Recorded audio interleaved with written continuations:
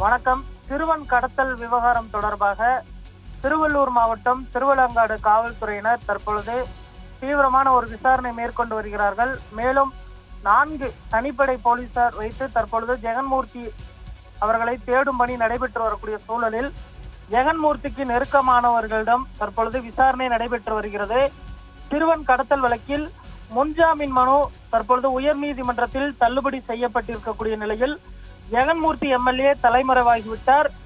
அவர்தான் இந்த வழக்கில் மூளையாக செயல்பட்டார் என காவல்துறை குற்றச்சாட்டை முன்வைத்திருக்கக்கூடிய நிலையில் அவரை கைது செய்து விசாரணை நடத்தினால்தான் முழு விவரம் வெளிவரும் என காவல்துறையினர் தெரிவிக்கிறார்கள். திருவள்ளூர் மாவட்டம் கலாம்பாக்கம் பகுதியைச் சேர்ந்த தனுஷ், தேனியைச் சேர்ந்த விஜயஸ்ரீ காதல் திருமண விவகாரத்தில் தனுஷின் சகோதரரை கடத்தியது தொடர்பாக புரட்சி பாரதம் கட்சி தலைவரும் கேவி குப்பம் தொகுதி எம்எல்ஏவுமான பூவை ஜெகன்மூர்த்தியை போலீசார் தேடி வந்த நிலையில் அவர் முன்ஜாமீன் கோரி சென்னை ஹைகோர்ட்டில் மனு தாக்கல் செய்தார். இந்த மனுவை விசாரித்த ஹைகோர்ட் போலீஸ் விசாரணைக்கு ஆஜராகும்படி ஜெகன்மூர்த்திக்கு உத்தரவிட்டது. அதன்படி அவர் விசாரணைக்கு ஆஜரானார். இந்த நிலையில் ஜெகன்மூர்த்தியின் முன்ஜாமீன் மனு நீதிபதி ஜெயச்சந்திரன் முன்னிலையில் கடந்த 27ஆம் தேதி அன்று மீண்டும் விசாரணைக்கு வந்தது.